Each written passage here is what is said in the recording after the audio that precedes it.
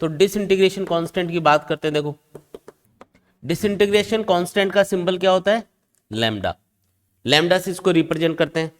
Disintegration constant क्या है, तो उसको समझने के लिए फॉर्मूला यूज करेंगे n equals to N naught e power minus lambda T.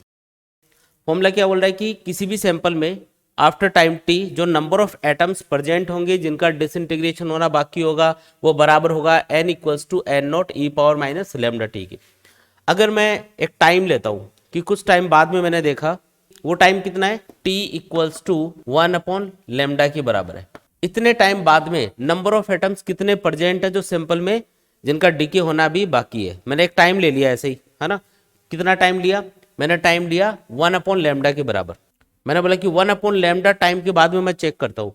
तो ये जो इक्वेशन है इसको क्या लिख सकते हो, n equals to n naught e power minus lambda into 1 upon lambda. ये क्या बन जाएगा, n naught e power minus 1, जिसको आप एन नोट अपॉन ई लिख सकते हो।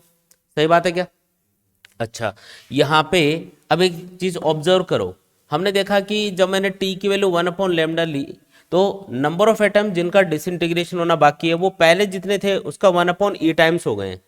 कितने टाइम बाद में, 1 अपॉन लैम्डा टाइम बाद में। अच्छा, इसको मैं अगर उल्टा करके लिखूं, मतलब लैम्डा इक्वल्स टू क्या लिख दूं, lambda equals to 1 upon t लिख दूं, तो मैं ये बोल सकता हूं क्या, टी टाइम बाद में जब नंबर ऑफ एटम्स कितने हो चुके होंगे, एन नोट बाई ई हो चुके होंगे, उस टाइम का अगर मैं रेसिप्रोकल कर दूं, उसका उल्टा कर दूं, तो वो किसके बराबर आ जाएगा, उस एलिमेंट के डिसइंटीग्रेशन कांस्टेंट के बराबर आ जाएगा।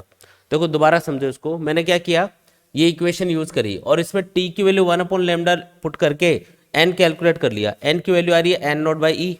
अब मैं उल्टा बोल रहा हूँ, मैं बोल रहा हूँ कि लैम्डा उस टाइम का रेसिप्रोकल होता है, क्योंकि इसको आप lambda equals to 1 upon t भी लिख सकते हो। तो मैंने क्या बोला कि लैम्डा उस टाइम के रेसिप्रोकल के बराबर होता है जितने टाइम में जो नंबर ऑफ एटम्स सैंपल के अंदर प्रेजेंट होते हैं जिनका डिसइंटीग्रेशन होना बाकी होता है, वो इनिशियली जितने नंबर ऑफ एटम्स थे, ओरिजिनली जितने नंबर ऑफ एटम्स थे शुरुआत में, उसका 1 अपॉन ई टाइम्स हो जाएंगे।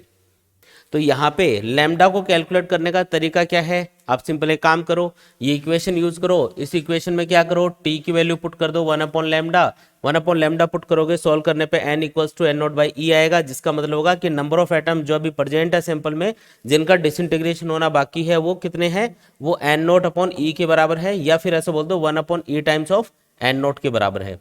तो मैंने क्या बोला, t equals to 1 upon lambda, इसको अगर मैं उल्टा करके लिखूं तो lambda equals to 1 upon t लिख सकते हो। तो मैं क्या डेफिनेशन बना रहा हूं, डिसइंटीग्रेशन कांस्टेंट की। इसकी डेफिनेशन ये बनाएंगे कि किसी भी एलिमेंट का, किसी भी रेडियो एक्टिव एलिमेंट का डिसइंटीग्रेशन कांस्टेंट उस टाइम के रेसिप्रोकल के बराबर होता है, उस टाइम के रेसिप्रोकल के बराबर होगा जिस टाइम के अंदर नंबर ऑफ एटम्स जो सैंपल के अंदर प्रेजेंट होंगे जिनका डिसइंटीग्रेशन होना अभी बाकी है, वो ओरिजिनली जो नंबर ऑफ एटम्स थे शुरुआत में सैंपल के अंदर, उसका 1 अपॉन ए टाइम्स हो जाएंगे।